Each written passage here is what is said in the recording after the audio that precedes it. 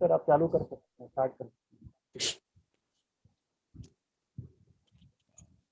Good evening, everyone. We have a rather challenging topic in this session, understanding consciousness. There are words in every language, not only English, which have multiple meanings. For that matter, even proper nouns sometimes can stand for different people, different objects, or different cities. Other day, somebody said, my family moved from Hyderabad to Bangalore. I said, oh, I know Hyderabad, I have gone 10 times there. Then they clarified to me, no, we are not talking about Hyderabad in India. We are talking about the Hyderabad in Pakistan, in the province of Sindh. Then I kept quiet. I have never been to Pakistan, never to Sindh or Baluchistan or anywhere. So you see, please bear with me for this very simple example. Somebody says Hyderabad, and the mind of ours may go to the capital of Telangana, which even now continues to be the capital of Andhra Pradesh, till Andhra gets its own capital.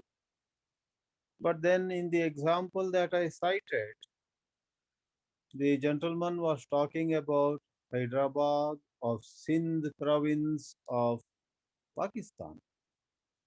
Likewise, without going into much details, I wish to submit at the beginning that consciousness in certain other schools of thought stands for what they call pure consciousness, something which is like light, which illumines thoughts, etc., etc.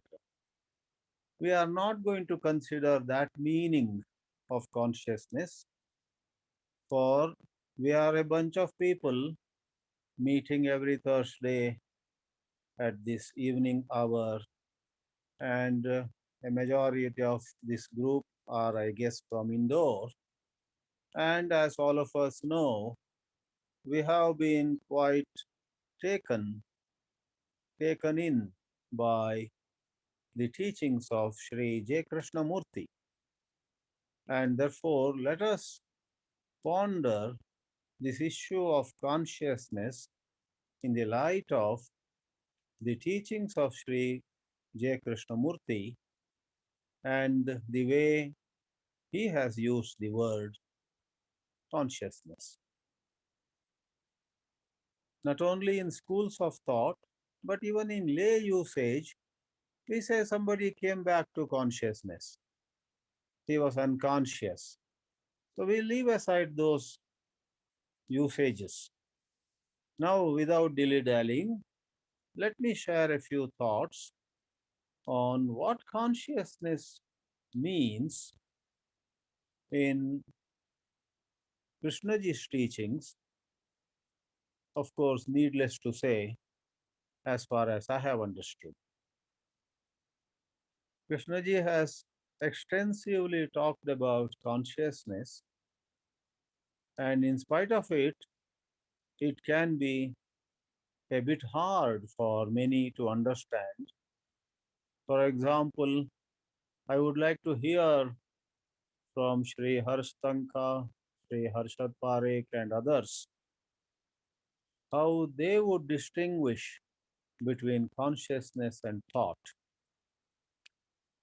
I am sharing what I have gathered. Consciousness is a more pervasive, more inclusive matter. Thought is the periphery. Thought is the ripples.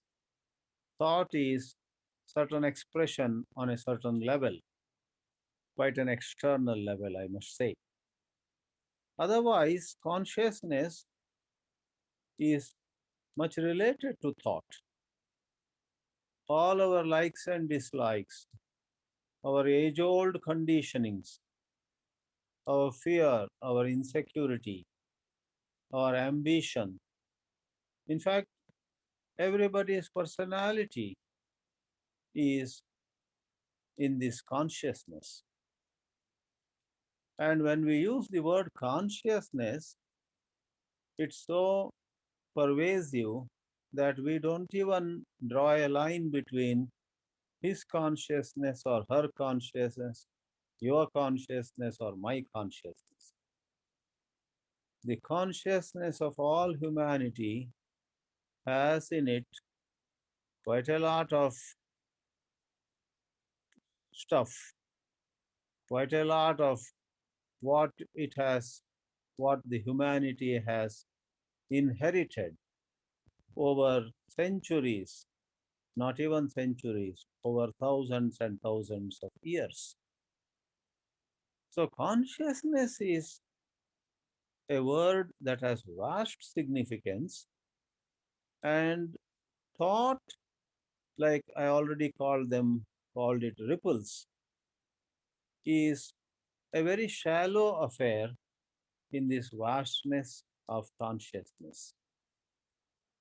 We talk about thought, and you and I think, even at this moment, you and I are thinking, we are applying thought to this matter. This thought sometimes tries to gauge the depth of consciousness. But can thought ever understand the depth, the vastness of consciousness?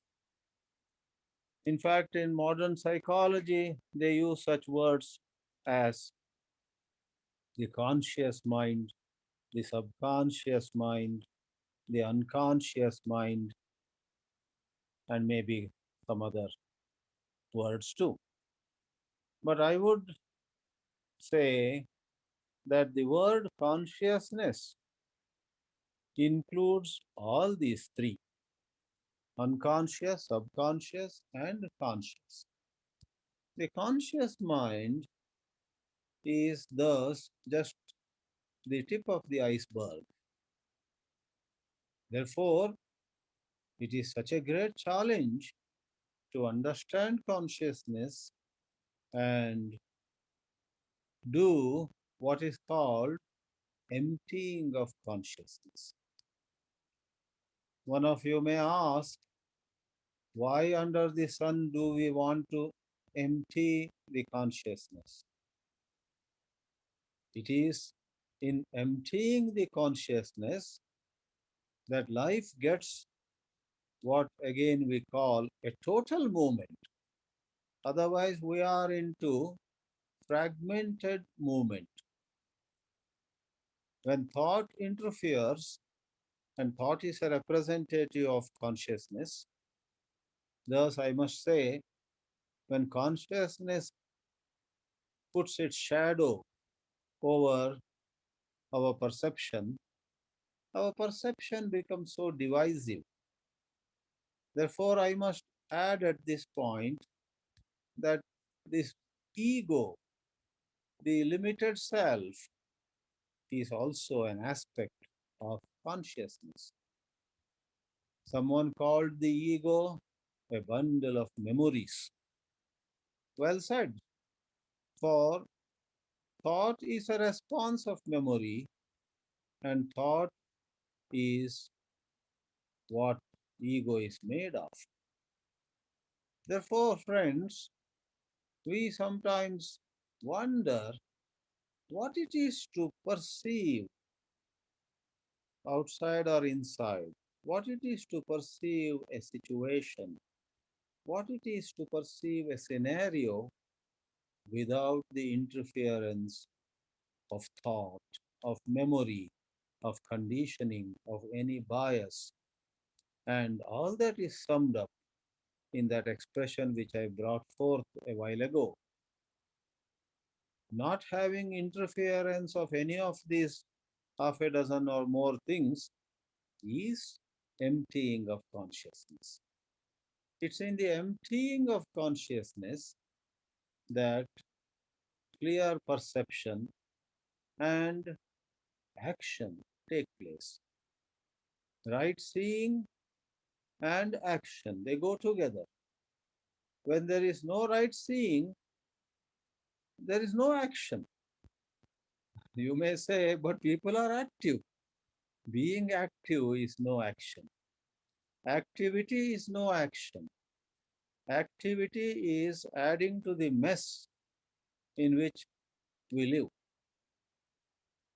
What impresses people as action, we sometimes talk of somebody as a very active person, somebody as very dynamic, somebody as a dynamo, and we are not short of words when we have to describe A or B, X or Y.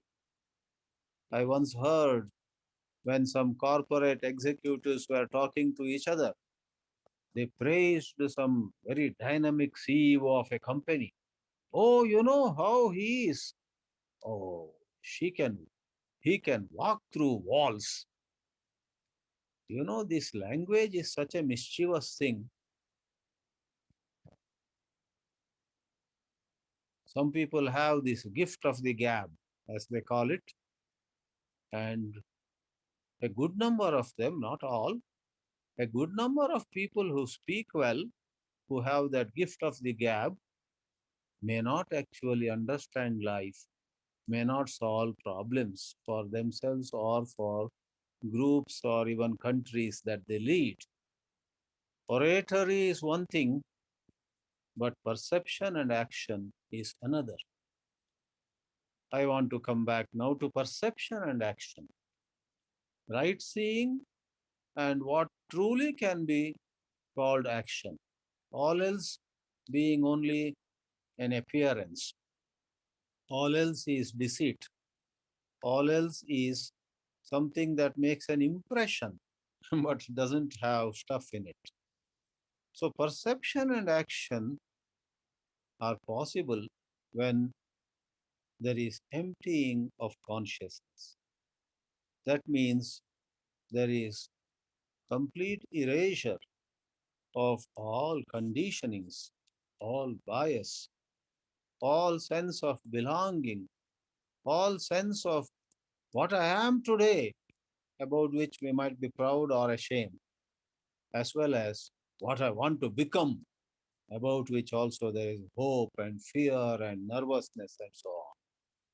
So, thought creates these images of what I am, and then it also creates images, mind you, it's images, pictures of what I want to become.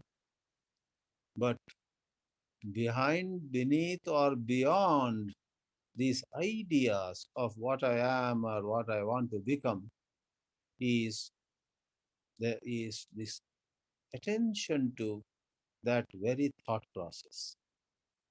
Therefore, there is so much emphasis, before concluding my words, let me say, there is so much emphasis in the teachings to be with what is, not about what I should become, not about a judgment of what I am, ahead or lagging behind, better than somebody or nowhere compared with X or Y.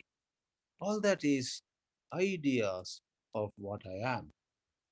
Leaving aside ideas of what I am, ideas of what I should be, etc., if there is attention to what is, that would mean something. And in that very attention, consciousness gets exposed.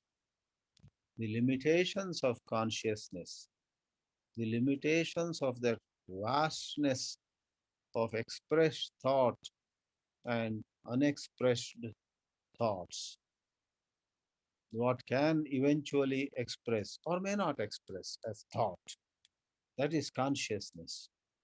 So, this vastness of consciousness is a mighty challenge.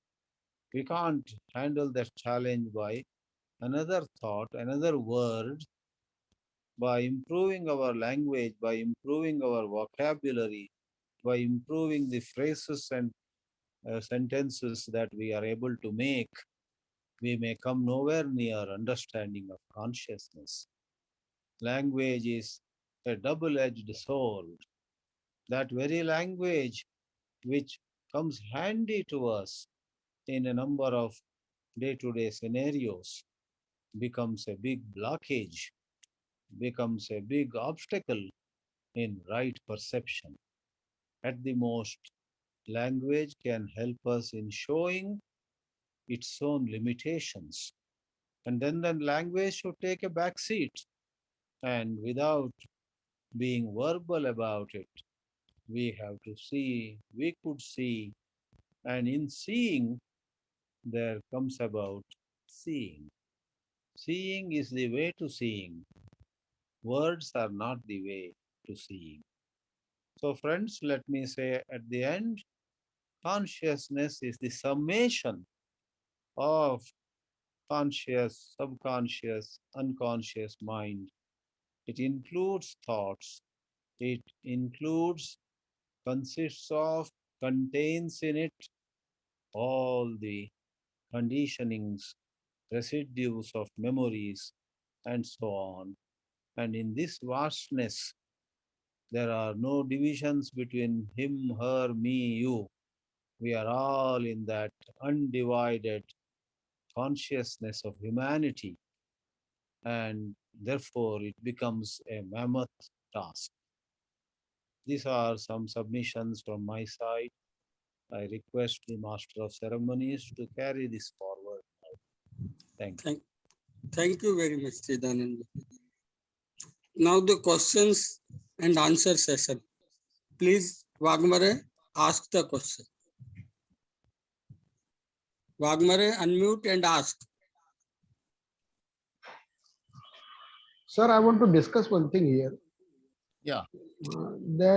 We say that JK said that content of consciousness is consciousness, and you also said that it is a summation of all conscious, subconscious, unconscious mind.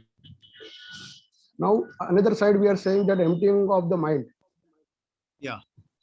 And we also say that then perception, we see do the perception, and then action will take place automatically if it is a clear scene. Yeah. Yeah. So there are two questions arises from this. One is, what do you mean by emptying of the? Are you able to listen to me, sir? Yes, very well, very well. Are you able to listen? Yes. So there are two questions arises from this.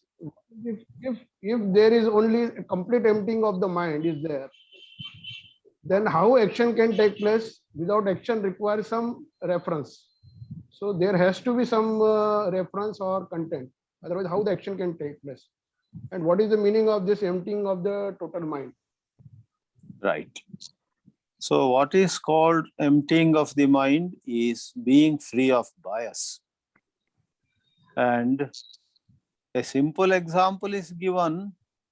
When you come near fire, you feel the heat, and without a word about fire coming up in your mind, fire or ag or agni, etc., the very perception of fire makes you go away.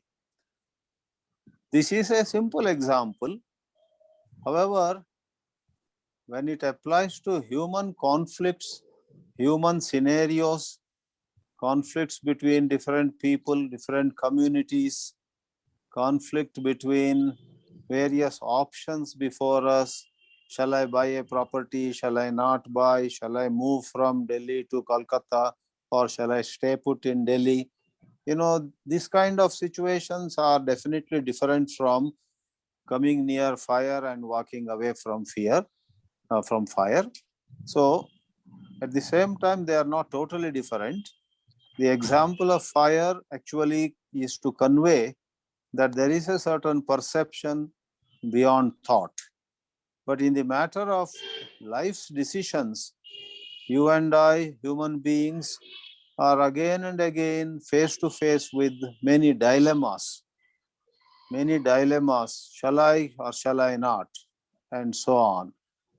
You know, during these COVID times also, someone very close to you invites you for maybe a wedding. Your own brother, your own sister invites you for his or her daughter's wedding, then you wonder, oh, my sister is so close to me. Shall I attend the wedding with mask and all that?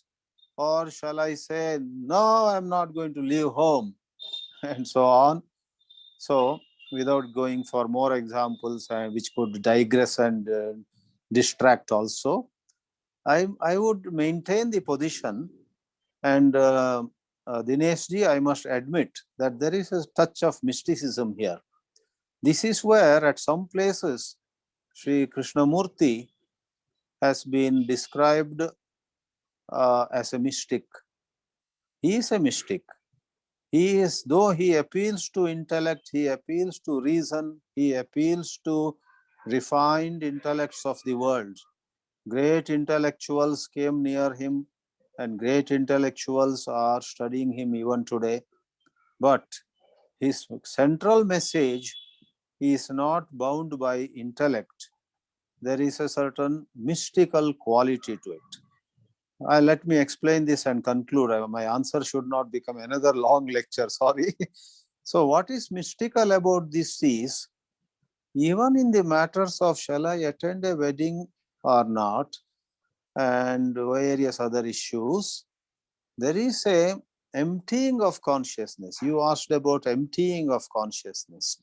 There is an emptying of consciousness where the whole lot of selfishness or personal anxiety, personal insecurity, comparison, personal competition, like, bear with me if I extend that example. I come to know that another brother of mine is attending the sister's son's daughter's wedding. Oh, if Bade Bhai is attending, then maybe I should attend. So these things come into picture. Now, we don't mean by emptying of consciousness that you turn blind or deaf to what goes on around us, but you hold them lightly. Primarily, you are driven by a perception which is not affected by what he is doing, what she is doing, what they are buying, and what these people are selling. All this I, me, you, etc. takes a back seat. There is a direct perception. Therefore, they call it intelligence operating. And Krishnaji himself clarified, intelligence without compassion is no intelligence at all. So intelligence, compassion, but without going long on it, essentially emptying of consciousness is the removal, which happens, we don't remove, but removal happens of all this bias and all this undue concern about I, me, and my. Functionally, you do take into account the functional objective aspects of a scenario. Freedom from prejudice, in one sentence, is emptying of consciousness. Okay, sir. Thank you. Thank you.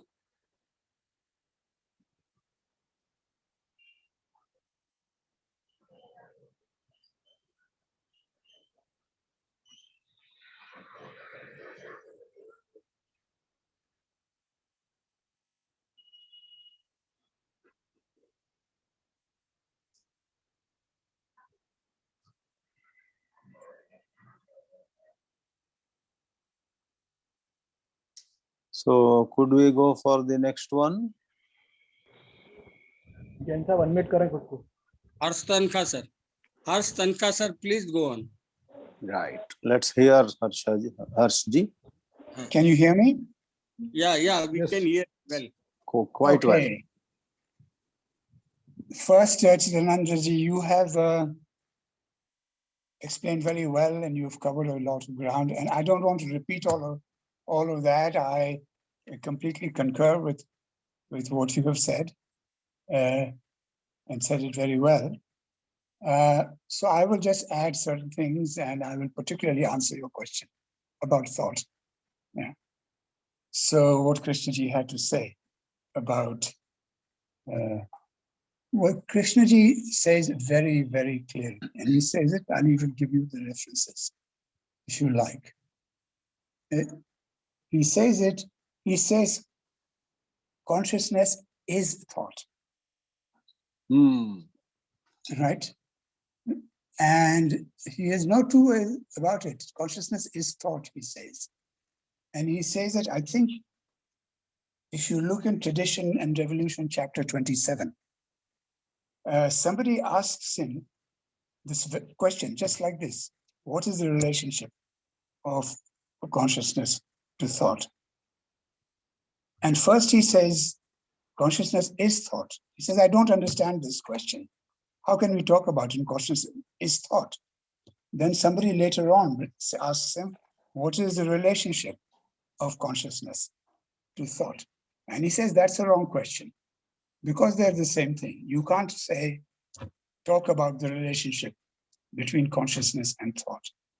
And in fact, going on from this, if you look at what he has said about various things over a period of time, you can even set up an equivalence. He will say about mind. I think I quoted some of this last time. He says this: the whole content of consciousness, the senses, all that is the mind. The whole content of consciousness is the mind. I'm using the word in that context. So sometimes he talks about that whole content of consciousness is the mind. Then that's thought. And later on, he will say thought is the self. Now we have a view of self in which we separate out ourselves from the rest of consciousness. We like to say this is me and this is not me. You know, what I'm observing is not me. Once again, he points out that this is an artificial distinction created by thought. There is something that we consider to be ourself. But I think even a little bit of observation, will tell us that we are the world. You know, whatever I'm perceiving the world to be, that's still me. You know, it's my perception of the world. It's what I'm seeing. You know, the color of my curtains in this room. I can say they're not me, but they are me. I chose them. All my relationships, all the places that I know, the places that I visited, they're all part of my thought, my memories, and they're all part of what forms me and forms my responses to things, which other people can see. They can see me reacting to something because I spend so much time in some parts of the world and so on. So, everything that is my world is also me. So you are the world. So these distinctions between self and thought and mind and consciousness, they are maybe just different aspects, just looking at the same thing from different angles. So I think this is what Krishnamurti says. So I would like to say something about that. Why are we talking about this? We are calling it understanding consciousness.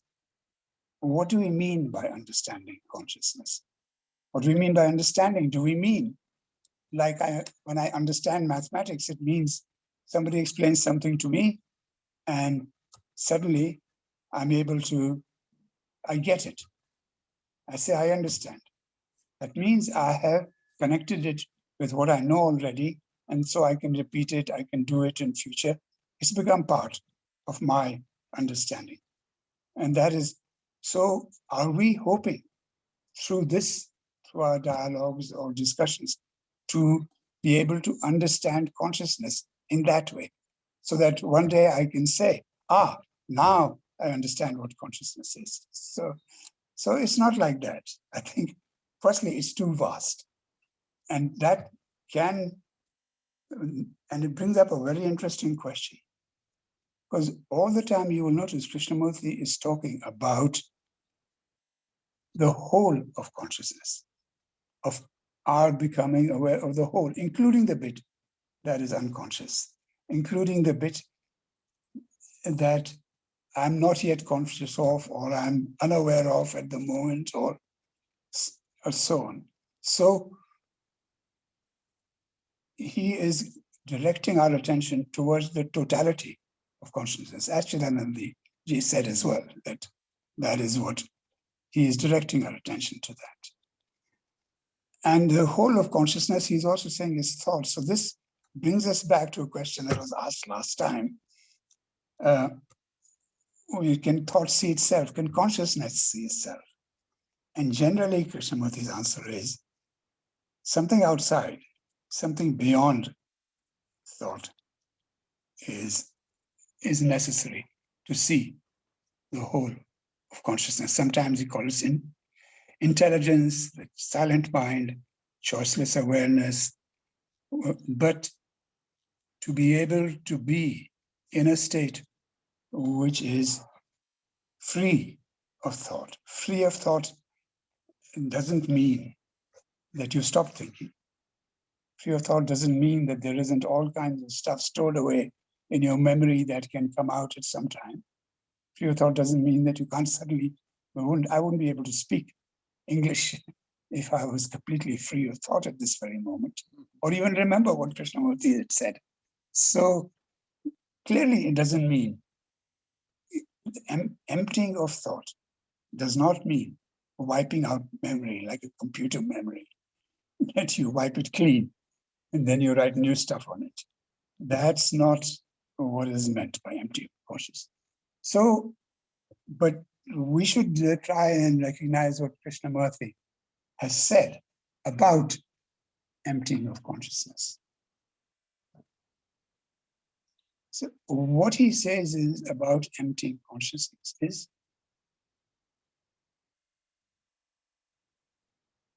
it's the observation of the whole of consciousness. That's what emptying, observation of the whole of the content of consciousness. When you can be aware of that, I think I'll give you a reference if you like, if you want to chase this up for yourself, as usual. I think in the 14th conversation with Dr. Anderson in San Diego, they have this whole discussion about can the content of consciousness be totally emptied. It's a very interesting one. If this interests you, I would suggest that you read it. It's the 14th conversation with Alan Anderson. And there he says very clearly, two things. One, he says, and he says in the same sentence, now can the content be emptied? Can it empty itself? Not emptied by an act of perception. So it's not something that we are going to perceive that is going to empty, but empty itself, which means can the whole content be observed with its unconscious content? So this is what he is holding out. This possibility, which he asks as a question. Can we observe the whole content of consciousness? Not one part observing another part, which is what we usually do. He's not saying there's anything wrong with it, but he's saying, can that whole movement be observed? The whole movement of thought, the whole movement of consciousness. So you're aware, because when you're aware, then the mind is not, it can act with it. It can act from thought. It can use thought, but it doesn't have to. It's not bound by or constrained by or doomed to repeating itself again and again, doing the same things that have happened in the past. It is in a state that has the possibility of something new, something completely different. So that is what the emptying of thought is, this observation of. So what does he have to say about that? So here is another interesting thing for you to see.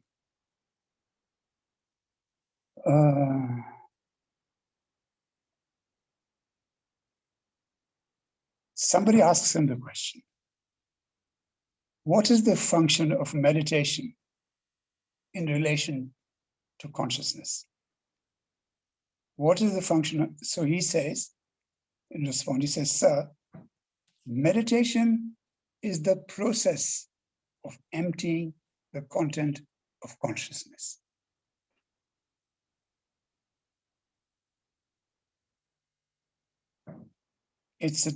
And then if you do that, that's a totally different dimension. So this is the challenge. I mean, all these things I'm saying are, they're challenges. We have to take them as propositions. Now, this is something else I think that needs mentioning. We are used, when we hear statements like that, how do we take them? See, one way that we take in statements is as assertions. That is, people are saying, this is so. That's an assertion. I say, so and so is a hopeless batsman. So I'm referring to some cricketer. And I'm saying that is so. That's the kind of truth there, which I'm asserting. Right? But another way of taking statements is what in logic is called a proposition. It's not an assertion, but a proposition. A proposition is to propose something. To propose literally means to put something forth for consideration. When you propose to a man or a woman, right, you're saying, hey, what about this? Us getting married, right? You look at it and you think what you think about it. I'm putting it out there for your consideration. So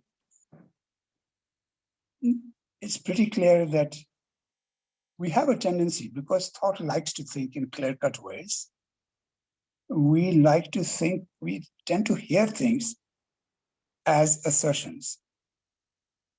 Krishnaji is saying meditation is the process of emptying the content of consciousness. So we hear it as some kind of truth that he's uttering us because we want to hear the truth. But he himself is always very careful. He's always putting these things as question. They are always propositions. And he says that himself. He gets upset in a talk. He says, if you're only following what I'm saying, are you actively working at the same time as I'm talking? Thinking about these things, looking at it for yourself. So all the time, when anything that I'm repeating or saying, they are proposition, something that he's proposing, something that he is putting in front of us for our consideration. And then it is up to us to look for ourselves. What do I see consciousness? What is the total content of consciousness? Is the self the same as consciousness? Is there a separate self? And so on. So the purpose of a proposition is to set forth an inquiry. So it's in that spirit. And once again, I'll quote Krishnamurti again. Well, somebody asks him this same question. I don't recall where it is now. I think it might have been in Ohio. Anyway, they ask him, can you clarify? This is the question.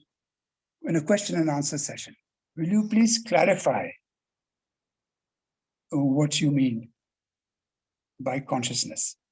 And his response to it is, I'm not going to clarify anything. So he's not setting out to clarify anything for us. He says, we are not experts here. I'm not an expert or a professional. I'm not somebody who knows, who is going to tell you about this. What I think he uses professionals. And none of us are professionals here. We are just a group of friends who are sitting around talking about consciousness. And I'll talk to you about consciousness, but you have to do the work. So this is, I think I'll stop here. Thank you, Tankha. Is there any question in this portion? Once again, Dinesh Wagmar, unmute and tell. Unmute and tell, please. Sir, do you mean to say that he was asking us to understand him rather than understanding the meaning of word? No, he was asking us to understand consciousness, not him. He was asking us to look at consciousness ourselves. And that is what we have to ask ourselves. I have to ask myself, what is consciousness? I'm consciousness now. How does my consciousness operate? What do I think of so-and-so things consciousness is like this? Keep asking questions. See the operation of consciousness. Is there a part that I'm unconscious of? Observe for myself. He's saying meditation. What is meditation? What kind of meditation is going to observing thought? Perhaps I have to observe thought. So these are all questions that arise for me, which are not a question of understanding. In one way, they're what he's saying, but not limited. The important question is not to focus on what he's saying, but to focus on your own perception of the thing. If I can be personal for a while, I listened to Krishnamurti for many years, in person as well. And I listened and I got a lot of what he was saying. But one day I realized that when he was talking, I shouldn't listen like I listened. I've spent a lot of years in universities, not the way I used to listen to professors, but I'm trying to figure out and understand what professors mean by this and what professors are saying about physics or about relativity or Einstein, which I studied. So not for that, but he was saying, look for yourself, look at your relationships. What's important to you in your relationship? Find out for yourself. What's preventing your relationships from functioning? So he was throwing out a challenge. And essentially, he was throwing out a challenge all the time. And the challenge always was to look for yourself. Okay. Thank you. Sir, can I ask a question, sir? Harsh, sir? Yes, sir. Please go ahead. Sir, Go ahead. Harsh, sir, you touched upon the aspect of mind in relation with the consciousness and thought. Yeah. What is the location of brain? Because Krishnaji has also talked about brain and the conditioning that is associated with it. How do you locate? I mean, I would like to explore this question. I could explore it with you. I mean, certainly I have looked into this question myself. It would be interesting to explore it with you, but it's quite an extensive thing to do. I will put it very simply to you. There are times when he uses the word brain and mind interchangeably. And there are times when he uses them separately. So that is confusing sometimes. So we shouldn't look for consistency.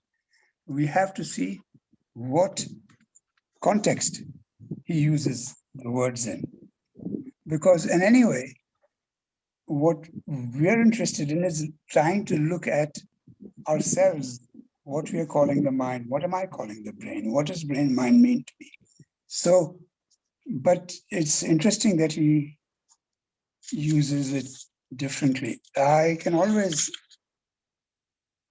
so here we are. I have, and look, I have an interesting booklet there. Can you read? Brain and mind. Brain and Mind. Yeah, it's a little booklet put out by some people in Brockwood about this very question, brain and mind. And he says at the beginning, questioner, you often switch from the using mind to brain. Is there any difference between them? If so, what is the mind?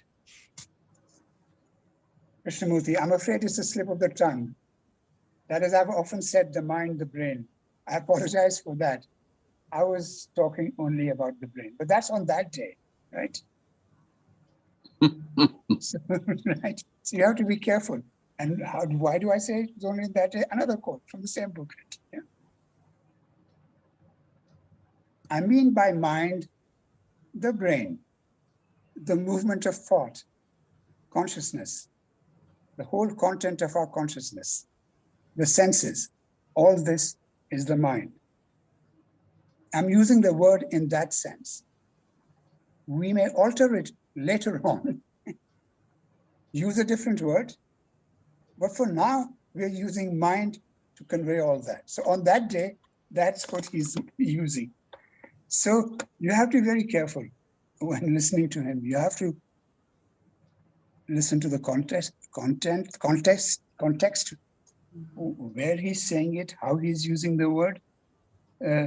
It's not just enough to focus on the words. Yeah.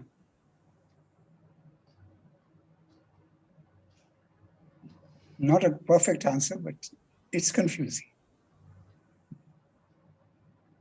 Yeah, it's quite confusing. I would like to understand what is your understanding of it, sir. That would be a very long discussion. I would also like to know what is your understanding of it. No, I would say, exploring this question because while you're reading this one sentence which Krishnaji's talked about the relationship between brain and mind, it says that, I think if I remember it correctly, he said brain is an instrument of mind when it is not self-centered.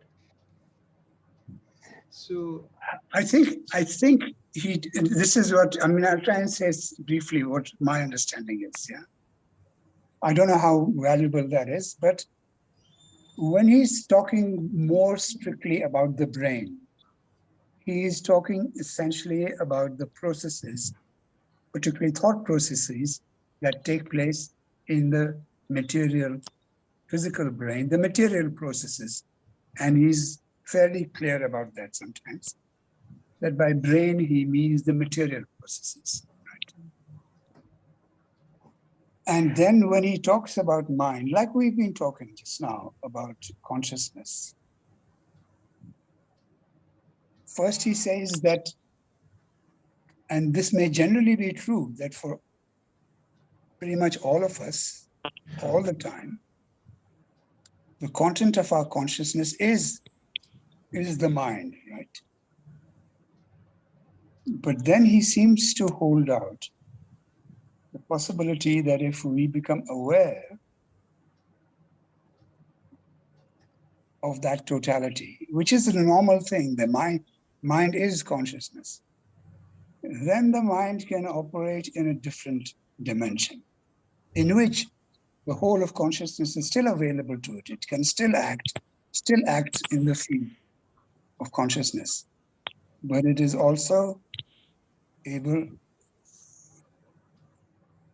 to be in this different dimension, which is so, but in the ordinary, everyday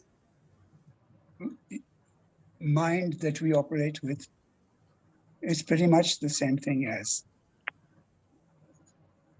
That's why he sometimes says mind and brain interchangeably, because most of the time for us, mind and brain are interchangeable.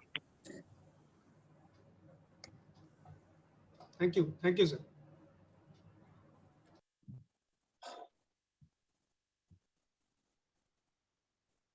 कि If there is no question, we can ask Harshad Parekh to continue. Okay. Thank you. Are you able to hear my voice? Yeah, very well, sir. Very well. Okay.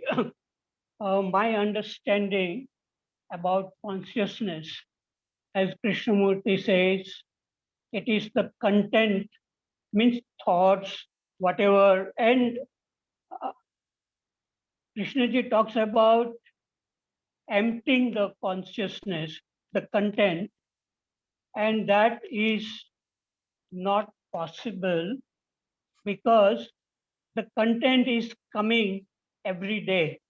The thoughts are coming, but there is a possibility of looking at whatever is unfolding in our mind, thoughts and feelings, and that ability to see thoughts, feelings very clearly, that is called awareness.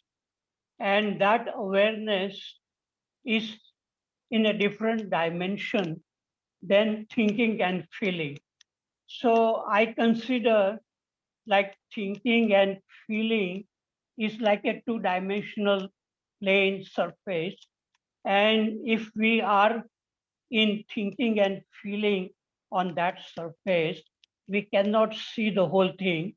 But when we come out of it in the third dimension, which is called awareness, then that awareness can see clearly how these thoughts are unfolding.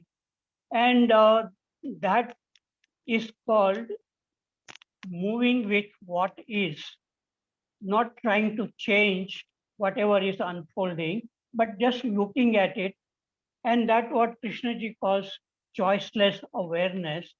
And in that awareness, everything is revealed what thoughts are doing.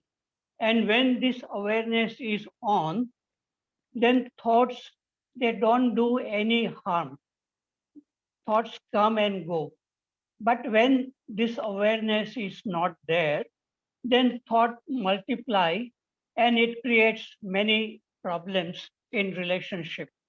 So this is what I have understood by looking at myself, that we cannot empty the content of consciousness because the contents are coming every day, every moment.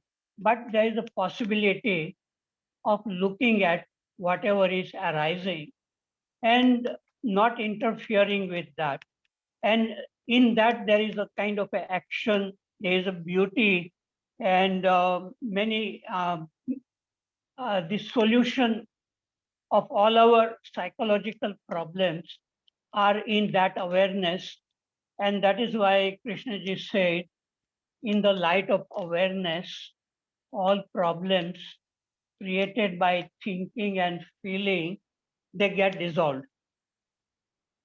Now, I had prepared something here about consciousness, but I will say a little bit about that.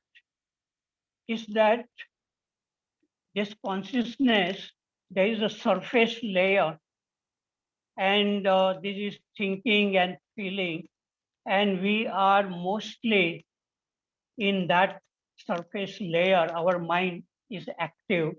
And then there's a subconscious. That is when we are sleeping, we are partly conscious and partly unconscious. And then there is a much deeper. There are memories stored from many, many years, thousands of years of evolution. And in that memory contains maybe the memory of our past lives. And some people, like one lady, Catherine, she was put on hypnosis by a doctor. And then she began to see many, many things about her past lives many different lives, many different masters. So that is very, very difficult. And that is maybe a very rare event that when all these unconscious memories are coming up and seeing clearly. And Buddha was able to do it at the time of his enlightenment. He saw all his past lives, memories. He felt oneness with humanity. He felt the joys and sorrows of humanity. And similarly, Krishnamurti also had in 1922 when he said, I was in everything and everything was in me. I was that tree. I was the man who was cutting the tree. So that kind of uh, awakening is very, very rare, where even this unconscious memories stored of hundreds of years, they are coming up and seen very clearly. And that is the most difficult. I myself have not been able to do it, but it can happen when we are very, very alert and our mind is not thinking too much, is very, very silent, and whatever is unfolding can be seen. And this consciousness, I myself have not experienced, but many yogis and sages, they are aware of things which are very far, as if they don't have the boundary which is confined to our body or the brain. That means the mind can go outside and it can see many, many things far away. And there are stories about Ramakrishna and Raman Maharshi and some other sages. They were seen far away by other people. So this consciousness is a very, very mysterious, very difficult to understand or feel in its wholeness. That, that means it includes unconscious mind's freedom from all the conditioning of religion, nationality, and race. And that is a true freedom. And that is a real emptiness where everything is seen and whatever is coming up can be seen without any distortion. So I have said, if there is any question or any comment, welcome. Thank you.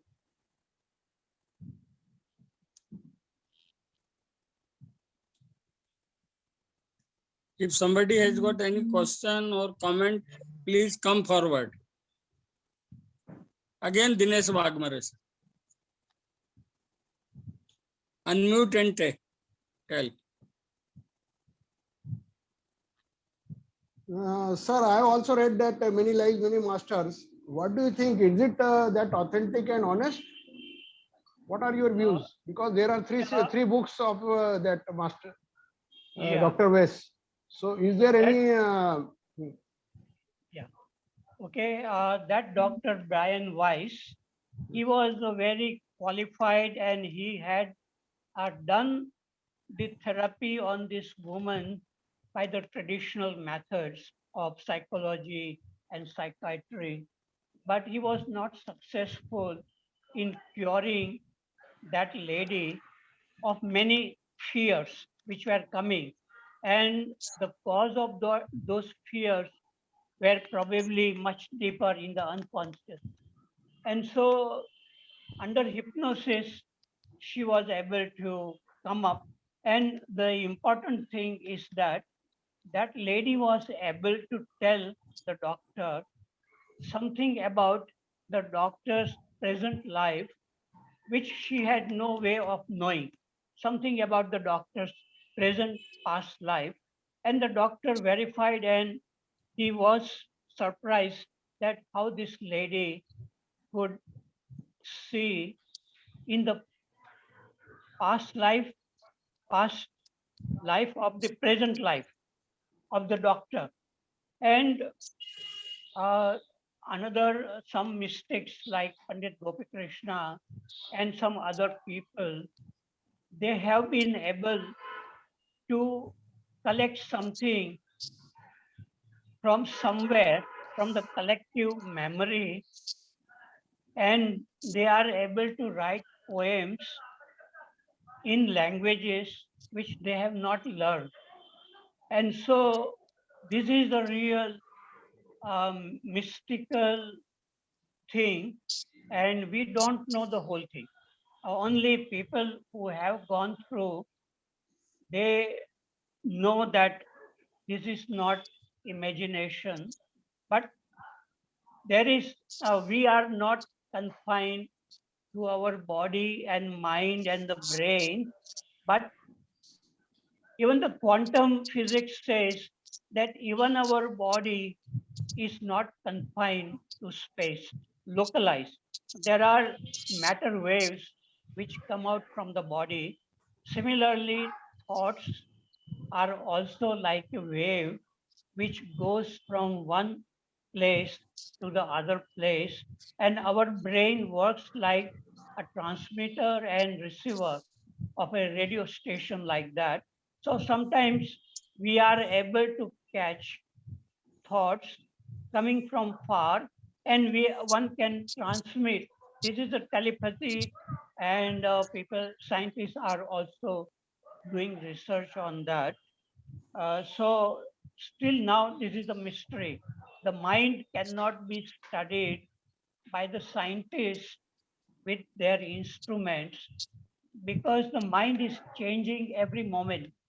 And so anything which is fixed, which is localized, can be studied by the mind of the scientist.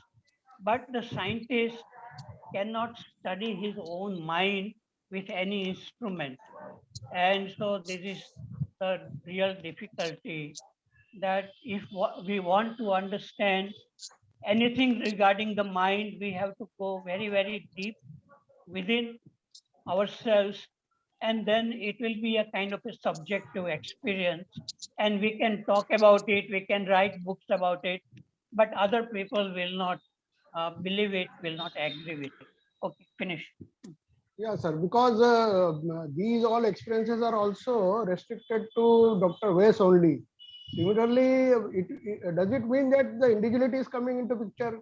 J. Krishnamurti has got some this thing, experiences, or we can say that he's having some perception, and Dr. Weiss is having another kind of perception. Is it so? What do you think?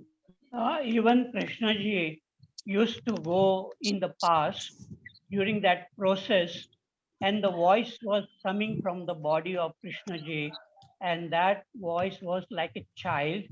And Krishnaji was saying, when Krishna is coming back, when they are, and then he says they are coming back, and then he says, I should not say all this.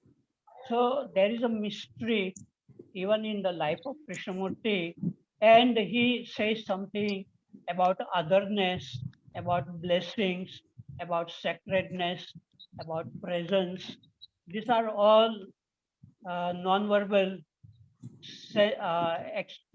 sense of consciousness. So it is a mystery. Okay. Thank you. Thank you, sir, because light has. Thank you, sir, because light has gone at my place. Okay. Okay. Thank you. Thank you. Thank you, Parekh sir. May I request Milind More sir? Milind More sir to go with.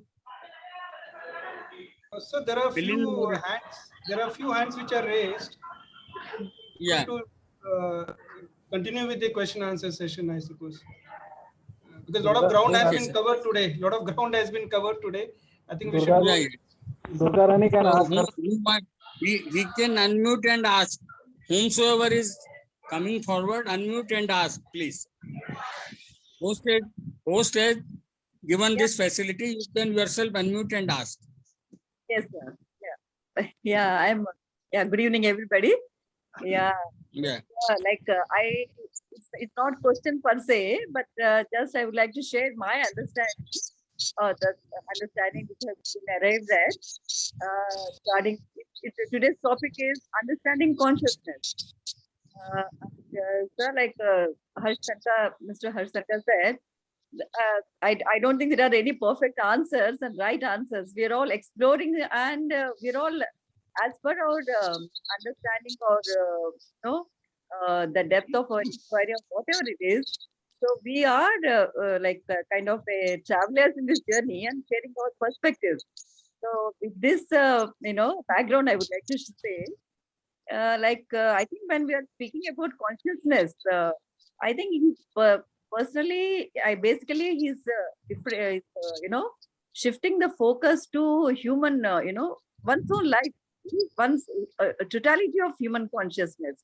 I know that two Asian phrases that have come to my mind. What is the difference between awareness and consciousness? Like when awareness means you are aware of a lot of things going on all around you, in your life, in others' lives, in the world, and all around you. But when we are speaking of consciousness, I think that's what my understanding is from Krishnamurti's books. The focus is completely on looking at totality of human consciousness, like maybe seeing first of all in one's own self, all the qualities of the anger, greed, lust, desire, fear, all those aspects which are the part of human consciousness, not only per se in one human being, the same thing one can perceive in others also. This is not like some intellectual thing, like even if little bit of time and patience when we look at others, I think for this no greater insight is required. A lot of commonalities we can find in all of us around, the basic things, maybe some changes here, some person's reactions and responses may be slightly different, but per se most of the human beings, all of us, we share the same kind of common emotions and common feelings and all.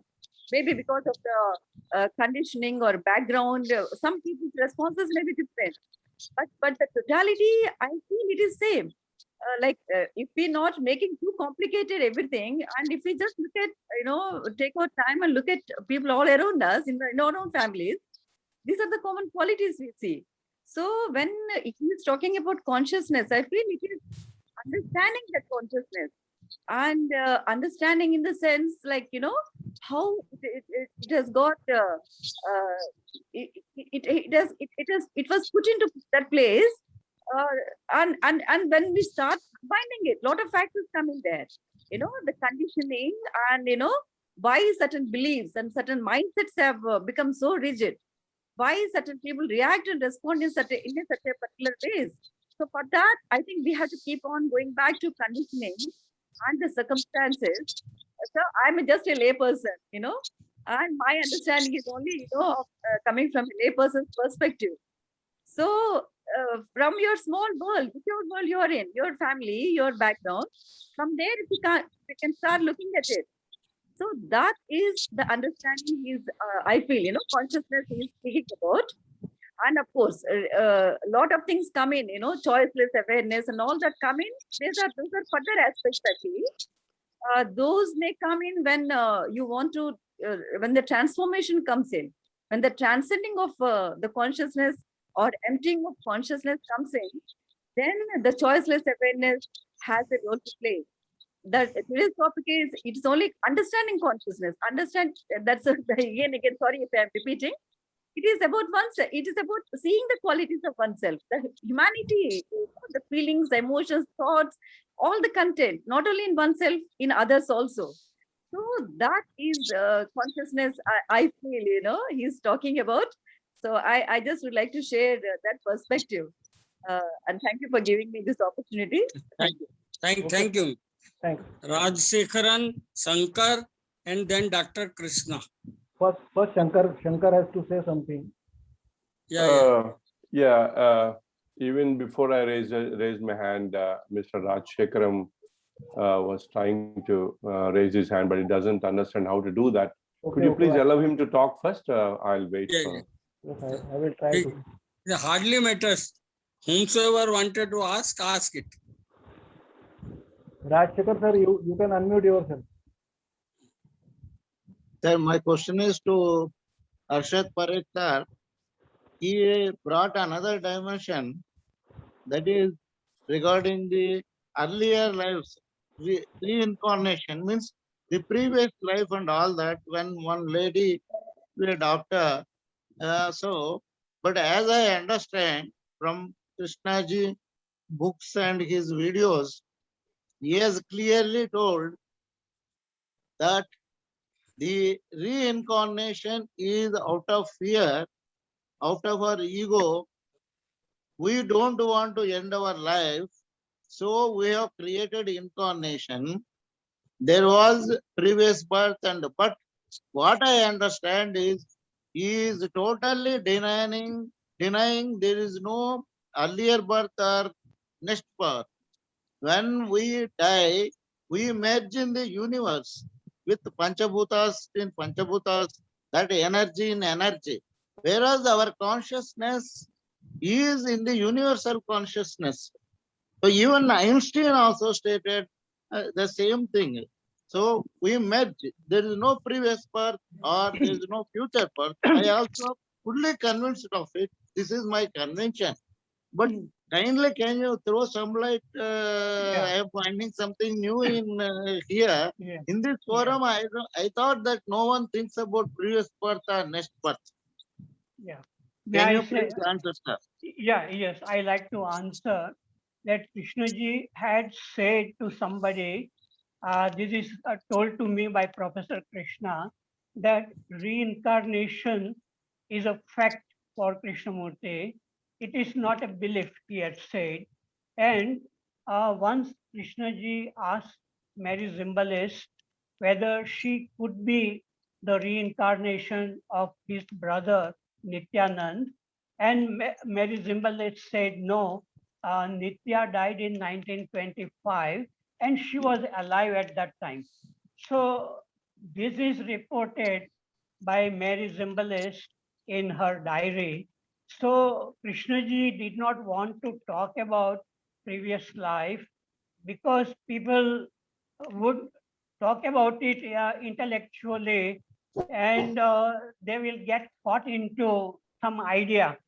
But the fact is for very, very few people who have the direct experience, and people have done research about it, they have verified it.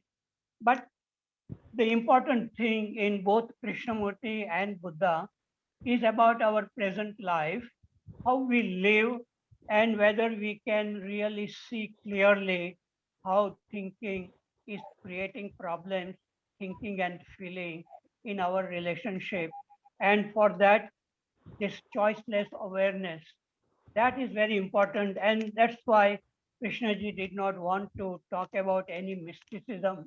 But in his writing, there is enough mysticism when he writes about otherness or the other and the process. And a lot of mysticism is there, but it is not important for listeners. Okay, I have finished. Yes. Shankar, sir, please. Please, Shankar, sir. Anyway, the incarnation is not important for us. Though I don't believe at all in incarnation, but it is not important to us how we live happily, knowing that awareness, with all the awareness, is a 24/7 meditative state of mind, passively observing our thoughts and that awareness. And out of that awareness, we have to be guided calmly, smoothly, harmoniously, peacefully, happily, and enjoy each and every moment of joy. So I am not concerned about my previous birth or after birth. I don't want to go into any further arguments, sir. Okay, thank you, sir. Thank you. Shankar, please, Shankar, go Yeah. ahead. Please, Yes, sir. my friend Shankar, please go ahead. Yeah. See, from a Krishnamurti point of view, we all understand that consciousness means the content of consciousness, and once if there is no content of consciousness, there's no consciousness. Till there's no doubt at all. I was reading I Am That by Nisargadatta Maharaj. The questioner asked him, what comes first, consciousness or awareness? The Maharaj is replying, awareness becomes consciousness when it has an object. The object changes all the time. In consciousness, there is movement. Awareness by itself is motionless and timeless, here and now, full stop. My doubt here, why he said awareness becomes consciousness. Is it similar to a bachelor becoming a husband? The man remains same, only the labeling is changed. Same like that is awareness will continue to remain, only the labeling is changed to consciousness as the object has entered into the field of awareness, is my question, sir. Thank you. May I answer? Yeah, please go ahead. Please go ahead. Okay, so this consciousness, it's not just confined to our own self. There is probably a kind of intelligence or consciousness which has created the life itself. We did not create our life, and the mind also.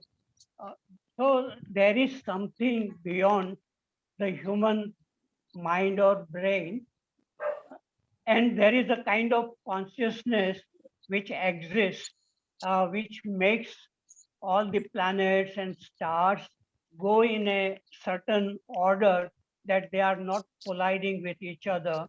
So there may be a different kind of consciousness,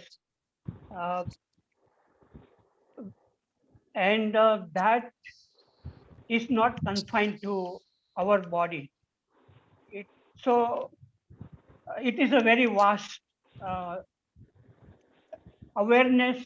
Yes, one can be aware of thoughts and feelings. That is a subjective. But there is something else apart from us, human being, human life. Yes, finish. Harsh Tankha wanted to say something. Sir, Please sir, go ahead. Yes. Before that, Tankha. one question from Ramarao sir, then Harsh Tankha can say everything what he wants. Because the questioner will be left. Ramarao sir, one Sir, you can ask.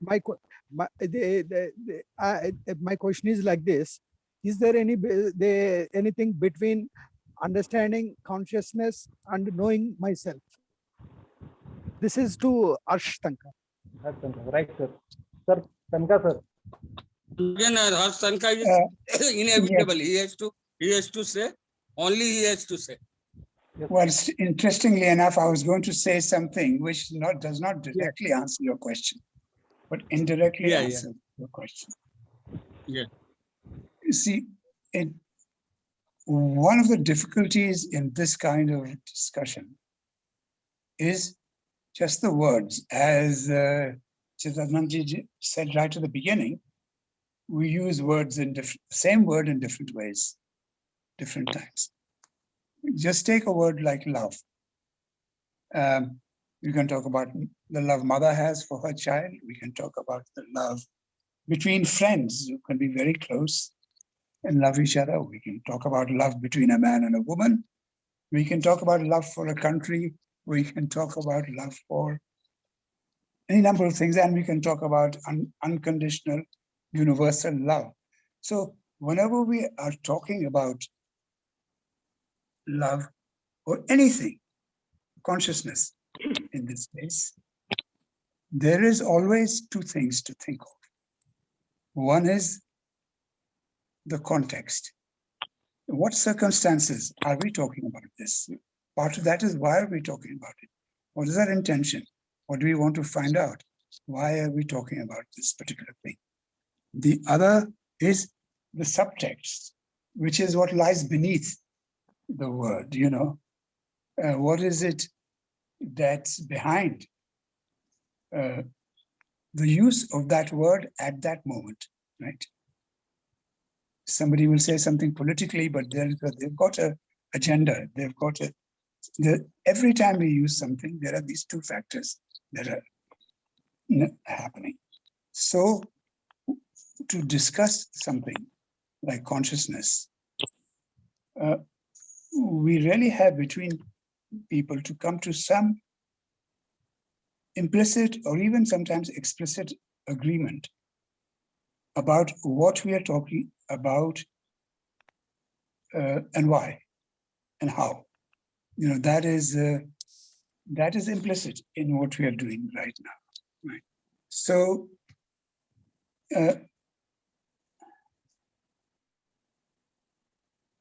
somebody else, Krishnamurti himself is going to use the words consciousness, as we've discovered, mind and brain and consciousness, slightly different ways all the time.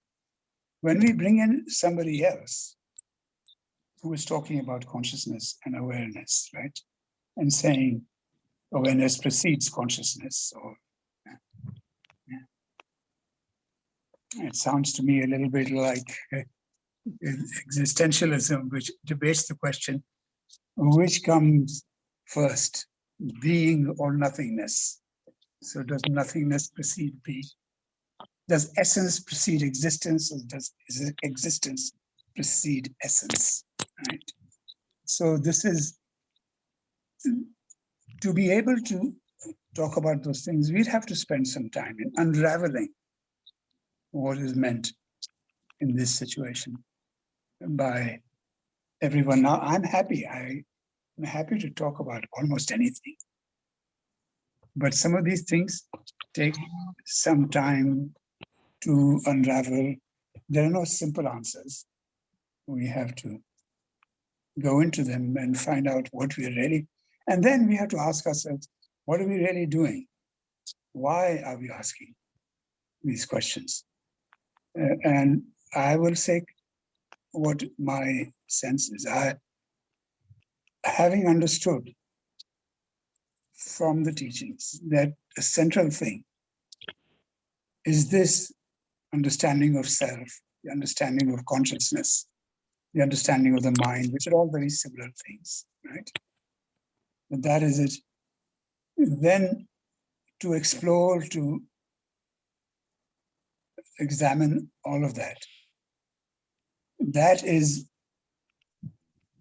so that we, and by this exploration, begin to get a handle on the whole thing. Because I think, though we may not have experienced it, we don't know what it means to see the whole thing. So, but we are talking around it, just like we are walking around, studying the thing from different angles, from different perspectives, from different people's perspectives. Because by keeping our attention on it and by keeping focused. Now, if at this point somebody is to ask me about incarnation, right? I can go on for a long time about incarnation, but what would be the point in this context? What would be the point about incarnation? So we would have to examine, maybe there is a point, I don't know. Maybe what is being said is that it'll be in the next life that we are going to achieve this. I don't know, but we would have to examine what was the reason for talking about some of these things. What are we trying to uncover by all of this? Anyway. Thank you very much. Sir, Milind More, sir, would you please say something? Now question answers are over. Everything is over. I have nothing to say, sir. I think we have had a long session. Still for 2 minutes. Excuse me, sir. I'm Dr. Krishna. I would like to ask a question. Yeah. Yes. Go on. Yeah. Good evening, elders and learned members of the group. I'm really sorry. My question is not from the consciousness. If the speakers would allow, I'll raise my question, sir. Everything is allowed here. No, nothing. But just to finish it, because it is already 7:29. So No, I'll Please just ask take 1 minute, sir. Harshad Parekh will reply it. Yes, sir. Sir, my question is, when you are unable to accept the present situation, nor rise up to the level of spirituality or what Krishnamurti says, what one should do. You want me to repeat, sir? Yeah. Yes. Yeah, my question is, sir, when one is in a situation where he is unable to accept the present situation, nor rise up to the level of Krishnamurti teachings, what one should do. Yeah. Okay. Then it means there is a kind of a conflict or confusion.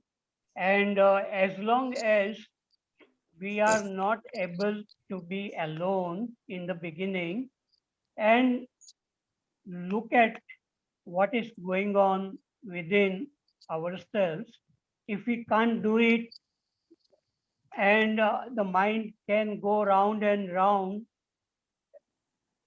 then there is no coming out from the problem. One remains with the problems. So first one has to look clearly at oneself, and that to look at oneself clearly, again, it requires kind of a freedom. So only when people who are really curious to look inside and to be free from many problems in relationship, as long as that has not happened, one will remain with the confusion and the life will go on. So that is what I can say. Thank you very much, sir. So time is over. So should we finish it? Harshad Parekh, sir, may I allowed to finish it? Yes. End it? Yes. So Yes. thanks Yes. to every speaker, every participant. We will meet again on Thursday. On Sunday, we have got a lecture of Mr. Kiran Khalap. All are invited to join that. Kiran Khalap, my story. My story is his subject. All speakers and listeners are invited. Please do come. Thank you very much. Kamlesh sir, you can finish it now. End it, please. Thank you, End everybody, it. for participating and for Thank listening. you. Thank you. Special thanks to Harsh Tankha sir, Parekh sir, Milind More sir, and Chidanandji and Vijay Chavda sir for not coming even, but still his name was there. Thank you. Please end it. Please finish it.